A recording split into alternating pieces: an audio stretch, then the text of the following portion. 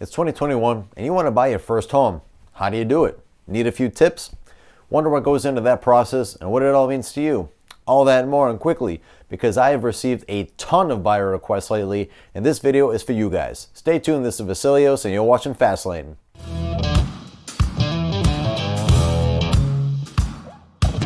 If this is your first time on this channel and you want to get the latest actionable tips from a local realtor that'll actually save you time, save you money, and result in a smooth real estate deal, give us a like, hit the subscription button below, and smack the bell icon so you don't miss any content. Now, onto it. Firstly, along with this new video, I have a free 28-page buyer's guide to help you on your way to becoming a brand new homeowner in 2021. This video is a little longer than expected, but you need to stick to the end of the video and I will share with you where to get it for free. No contact form, no unwanted calls, just a free downloadable guide to help you on your way. But if you do need someone to speak to, I'd be glad to help, and I think by now you know where to find me. Now for real, we're onto it. How to buy your first home ever in 2021. Alright guys, first thing, buying a home is a huge commitment.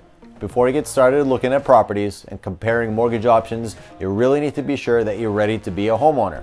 Here are some factors that you'll really need to consider. Your income and employment status. Your lender will want to see proper documentation of your work history for about 2 years and make sure you have a stable, secure, reliable income. Having such documents as your tax returns, W-2s, pay stubs is an important part. Now, a few financial things you really need to keep in mind are having enough liquid assets for your down payment, which could be as little as 3% depending on the package that you get. And also your closing costs, which would average about 3 to 6% of your home's value. Your credit score also plays a massive role in what loans and rates you can qualify for. Your credit score is generally based on the following: your payment history, the amount of money that you owe, the length of your credit history, the types of credit you have, your pursuit of new credit. Now, what credit score puts you at the best possible position? Well, they'd like you to be at around 620 to qualify you for the majority of loans, but not entirely necessary. A 720 will generally get you the best rates. Save up for down payment and closing costs. There are many ways to save for the purchase of your home. Some include investments and savings accounts, contribution of money from your family, but how much you would need for these really depends on the percentage of your down payment that you would actually need to put down, which is determined by what loan you qualify for. So when it comes down to payments, they can run the gamut from 0% VA or USDA loans up to 3% conventional currently, or as high as 3.5% FHA. So it really depends. Now, there are several advantages to making a larger down payment.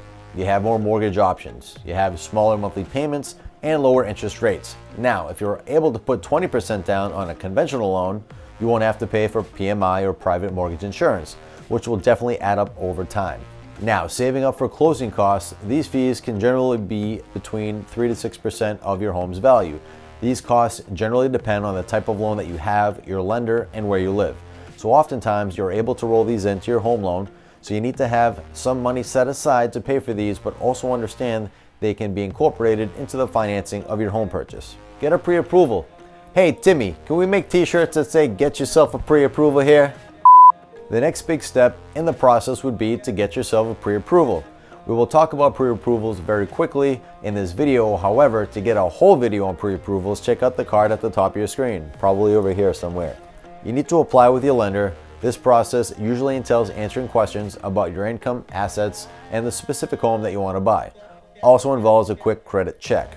Now, specifically for a seller's market in which we're in right now, you as a buyer absolutely need a pre-approval to go shopping. If you submit an offer without a pre-approval in this market, sellers won't even look at your offer. You'll have a much better chance of getting your offer looked at and accepted with a pre-approval. Now, as stated before, you have several types of loans that are available to you. There are 4 basic types: conventional loans, FHA loans, VA loans, and USDA loans. And all interest rates, they will vary from 0 to 3% and all the way up to 3.5% in this current market. Next up, you need to find the right real estate agent. Well, you did that by clicking on this video right here.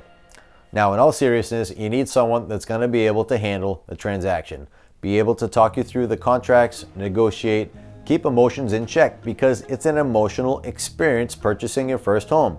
You need someone that you can trust and you can talk to and is knowledgeable and understands the local market and what type of market that we're in.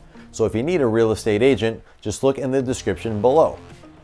Next up is to begin the house hunting. A real estate agent will help you find homes in your budget in your specified area. It's a great idea to make a list of all your top criteria. Here are a few that you may want to consider: price, square footage, condition of the property, access to public transport, number of bedrooms, backyard, the entertainment options, school district rankings, property value, and property taxes. So when you have this list of criteria, what you want to do is prioritize them and rank them out to see what is most important to you. This will help you choose the best property for you. Next up is you want to make an offer. Now, when you make an offer, you submit with your offer some earnest money. Now, that typically can be 1 to 2% of the value of the purchase. This money goes towards your down payment and closing costs if you buy the home. If you agree to the home sale and later cancel, you typically lose your deposit. Your agent will be able to write the offer in such a way that will help you protect your earnest money as much as possible. Now, when it comes to making offers in the seller's market, typically homes are going for above asking price in the current times. I'm seeing anywhere from 20 to 30 grand over. In this seller's market, there are so few homes and so many buyers. Buyers are willing to forego several contingencies in their offers in order to make their offer seem the best. So what I would say to a buyer that wants to put in a potential offer, and that I would not recommend removing these contingencies. However, it's becoming more common to remove inspection and appraisal contingencies in order to get your offers accepted. Now, the next step in the process is to get a home inspection, and that you would have 10 days after your accepted offer to perform a home inspection.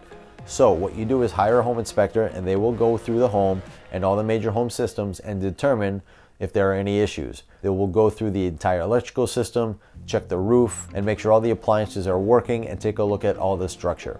At the end of the inspection, they will give you a list of everything that they have found. Now at this point, I would go through the list with my buyer and advise that you really stick to health, safety, and structural issues only.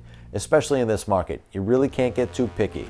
A home purchase inspection contingency gives a buyer the option to back out of a purchase or negotiate repairs without losing their earnest money if the home inspections reveal a major issue with the home. Next up, get a home appraisal. Now, virtually all lenders require an appraisal because they aren't able to lend out more money than the property is valued at. Home buyers should also include a home appraisal contingency in their offers. This will state that if an appraisal comes in too low that is under your offer amount, you have the ability to negotiate the sales price or back out of the deal while still holding on to your earnest money. Next up, ask for repairs or credits. Now at this point in the process, your home appraised, it's pretty straightforward. You will renegotiate the sales price based on repairs needed after your inspection or request for credits. Finally, a final walkthrough is generally done just before the close and just to make sure all the concessions were met on both sides, and that the home was left in described condition, and that all the appliances that were supposed to be left were left, etc. And finally, you get to close on your home. The lender will give you a closing disclosure. This will tell you what you're paying at the closing and summarize all of your loan details. You will sign the settlement statement and you will have your down payment paid at that point. Generally, it's wired from your account. You sign the mortgage note, which states that you promise to repay the loan. You sign the deed of trust to secure the mortgage note, and at this point, you're officially a brand new homeowner. Congrats. All right, congrats, you made it to the end. So as promised, here is where you need to go to get your free 28-page buyer's guide. Check out the description of the video below and you will see a Google Drive link. Again, no forms to fill out. I don't want your phone number unless you really want me to have it. It's just a document loaded up on the Google Drive. You open it, you print it, you download it, whatever you want to do with it. Just use it to help yourself in the process to becoming a first-time home buyer. And if you like it, leave a comment below, please. Now, if you like this video, then check out these at the top of your screen. And if you need a guy like me, I have a guy like me's info in the description below. As always, thank you for watching. I'll see you in the next one.